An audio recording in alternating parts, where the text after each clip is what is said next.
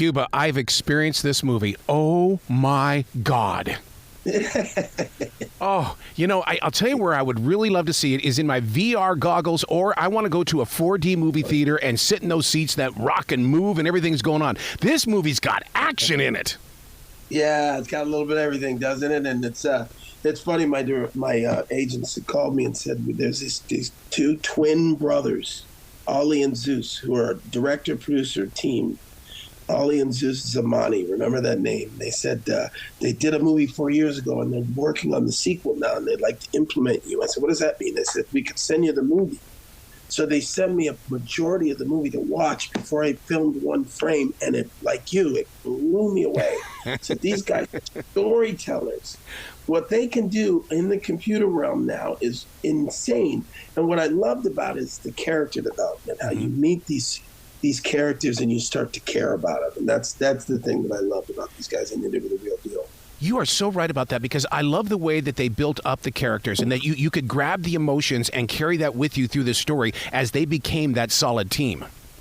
Right, 100%. My character, Balthazar, who's been commissioned to look after these group of American soldiers who were in combat in Iraq. And then even after they come home, they don't realize that they're still in spiritual warfare. Yep. And, it takes some convincing to prove to them that they're fighting not just the men on earth, but the spiritual realm and the demons and the good and evil. And you literally visually see this in the way that they had these visuals set up and how they do it efficiently and the new techniques, the storytelling techniques they use is really mind-blowing. So I'm really proud of what they accomplished for very little money, and it's there on the screen where you're just going, there's no way you could do this for the budget that you had. So I'm excited for people to see it. Angels Fallen, Warriors of Peace. Oh, and it opens up with some of the most intense fighting. Oh, my God. I mean, and the way the camera angles move with each character, I mean, I felt like I was right there in that scene with them, experiencing everything that was going on. Yeah, 100%. And I got to tell you, they already came to me with their next project, and they said, listen, we've been doing some film tests incorporating AI, and what they have next and how they're going to do some of these action sequences. The best way to describe it is it's like UFC meets filmmaking, where you're going to see real blows and hits taken and given in the movie. I don't still know. I understand what they're explaining, but they're going to show me that stuff next week. These guys are the real deal. And I'm telling you, they're on a visual journey that is representative of where we're going as filmmakers. The next generation's here, 100%. Yeah.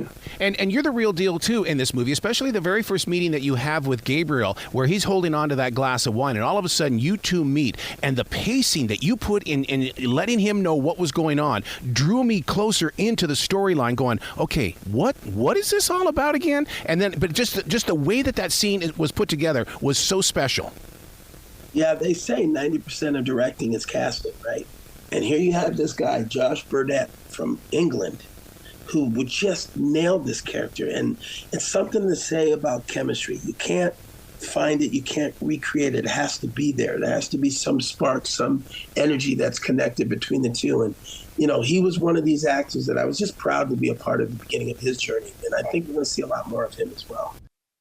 One of the things that was very shocking to me was the angel Michael. I've never seen an angel like that, or a Michael angel like that. This is a different spin on Michael. Yeah. I'm telling you, these guys are progressive, man. They're looking to tell stories that really provoke people, and it's interesting when you have this resurgence of these faith-based movies. This is the one audience that's been underserved. You look at last summer with the Barbenheimer theory, where the Barbie and Oppenheimer movies made $1 billion, but they didn't talk about the third movie as much, Sound of Freedom, making over hundreds of millions of dollars. There's an audience here that's dying for these movies of faith and redemption. Next week I got another movie coming out, Firing Squad, in 2,500 screens, about the true story, again, of these Americans caught in this Indonesian prison and sentenced to the death penalty. And they find their faith in the darkest hour. So I think that we're going to see more of these movies that uplift, that give hope to the audience in a time that we definitely needed. Definitely. Oh yeah, and the storytelling on that and the quality has just grown so much. I mean, I've sat down with Pat Boone and we've talked about these movies, these faith-based movies, and how much they are growing. And when people see this movie, they're going to change. There's going to be a lot of change inside their heart. That's right, because the quality has gotten better. Yep. I mean, before you watch these movies, because there weren't a lot of names in there, you didn't know, or the way they spent money on the production value, it wasn't nothing. But now it's like it's a boom of production value and technology, and you have actors like myself who are established, lending our voice to these stories because we know that this is where it's going, you know. And if you think of Hollywood, really, the first guys, the Samuel Goldwyns and the Warner Brothers, they all started with the Ben-Hurs and the Moses, the Ten Commandment movies. So it's like Hollywood. Everything's cyclical. It's coming back to these faith-based tales, and I love it. Without doing a spoiler alert, at the end of the movie, would you say that has to be the biggest twist we've seen in a movie in a very, very long time? Yeah, it's what got me to say yes to the movie, you know, because like I say, these guys are visually stunning, but they know how to tell a story. And you invest in these characters, and when you see what happens to them, I mean, it's one of those things where you're like, boy, you can say that there is no fate. You can say that there is no other higher being looking after you, but you can't deny that. Right place, right time, and it must be of God in some way, you know, and that's what the statement our movie makes. Well, I would pray to God just to see if I could get you to team up with those guys again, and except next time do a 9 or a 10-part binge watch. Yeah, that's right. There you go. There you go. Well, congratulations on this movie, and congratulations on the next movie you were just talking about.